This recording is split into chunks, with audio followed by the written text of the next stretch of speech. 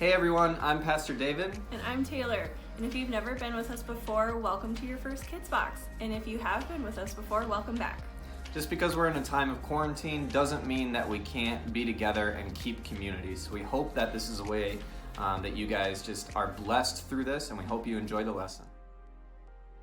Hi there, this is Ann from Chapel Valley, and I'm coming to share part of the message with you for the lesson for Kids Church today.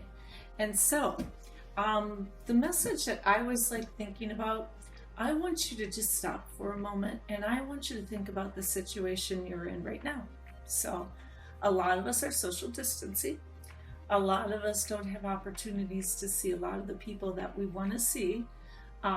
We can see them on social media, that's cool, but I know FaceTime doesn't always do the trick, right? So when you're feeling kind of down and you're feeling low and you want to see somebody really bad, it's nice to see them on FaceTime, nice to talk to them on the phone, but there's always some times where I think, gee, I'm feeling a little bit down. If I could just touch them, I'd feel so much better.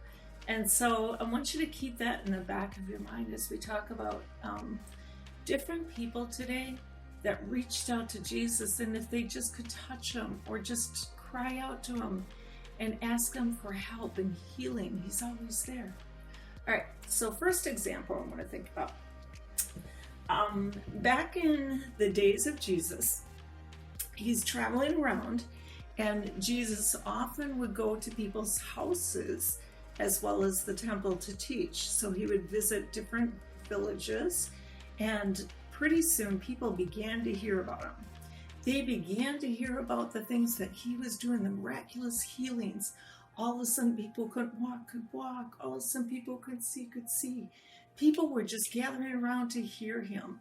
So he was teaching at a house, and a large crowd grew together. And they were coming in, crowded into this person's house and listening to Jesus. And people were crowding around even outside the house because they wanted to kind of work their way in just so they could get a glimpse of him, to hear him a little bit. All of a sudden, they heard something at the top of the roof, on top of the roof. You know, you wouldn't hear a squirrel or something running on top of your roof.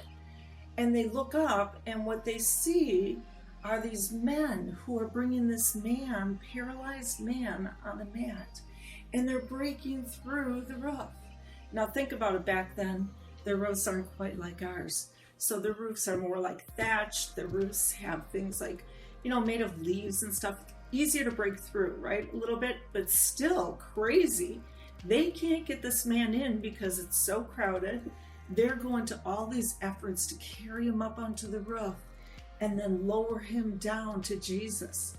And Jesus sees this man is so filled with compassion, and what these other people have the faith in him to do, that they would get him to Jesus, because they knew that if they could just get him to Jesus, Jesus would do that healing touch. And that's just what Jesus did. Told them to walk, get up, carry his mat. He picked him up, and sure enough, he walked off. And they all took off. And people were just crazy about that, of course. Can you imagine being there at that time and seeing that? What an incredible sight to see.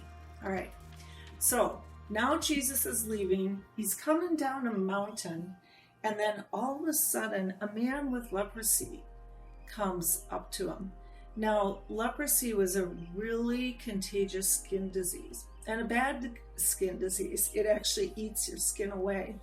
So people usually that had leprosy were excommunicated. That means they were asked to not even come anywhere near the people. It's kind of like our quarantine right now. Somebody with COVID would have to be quarantined. Sort of just like that. So somebody who had leprosy, people stayed far away from them. They could tell by the look of their skin. And so they stayed as far away from him as they could. But this man called out to Jesus and asked him to heal him. And Jesus, in his loving compassion, touched him. He could have just kind of waved his hand and said, "You're healed," and he would have been healed. but he actually touched him. He touched his skin. No fear, right, of he's going to get leprosy. He touched his skin, and that man was immediately healed. Again, crowds go wild, crazy, stories are going out. People are talking about this. Jesus continues on down the road, walking to another town, and a man by the name of Jairus comes up to him. And Jairus has a 12-year-old daughter, and that 12-year-old daughter is really sick, right? This is about probably the age group you're close to. Really sick, and he's scared. Jairus is scared. He doesn't want to lose that daughter.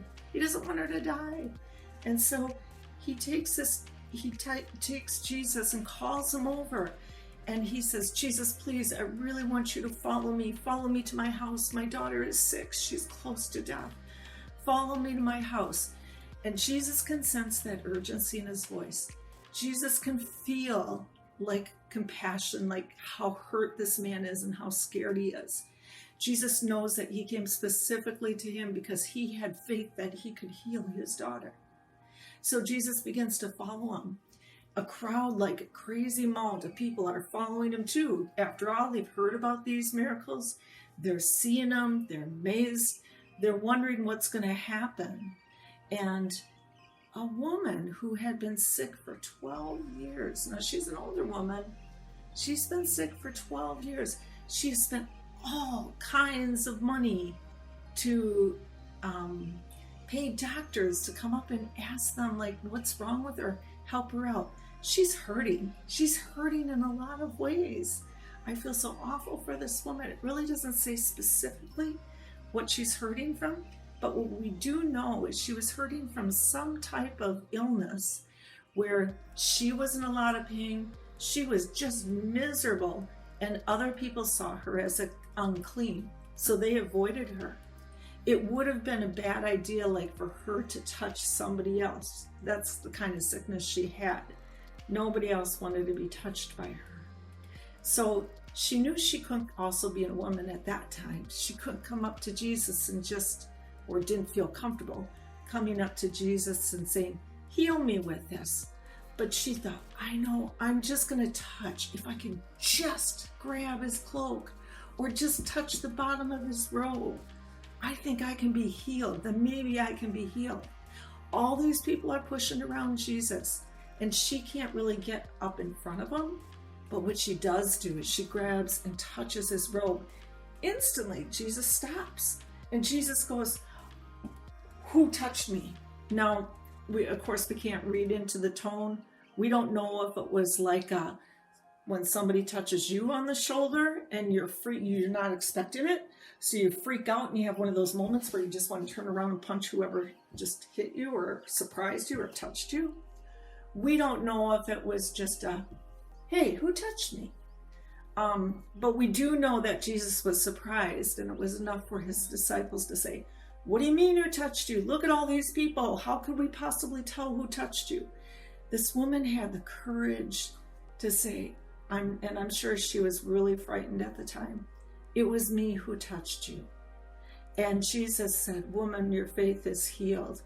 Instantly, right? Instantly she was healed. In fact, she was healed instantly the minute she touched his robe. Jesus could feel his healing power, that healing power leave his body.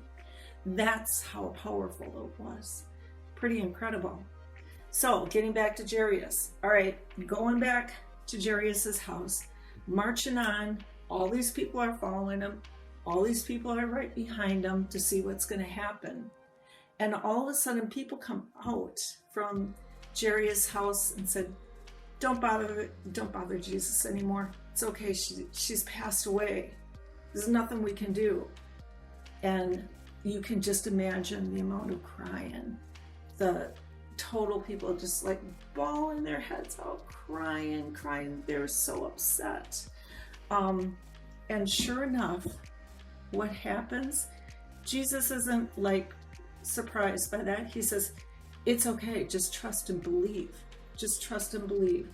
People are laughing. They're going into the house and people are laughing and making fun of Jesus. Like, really?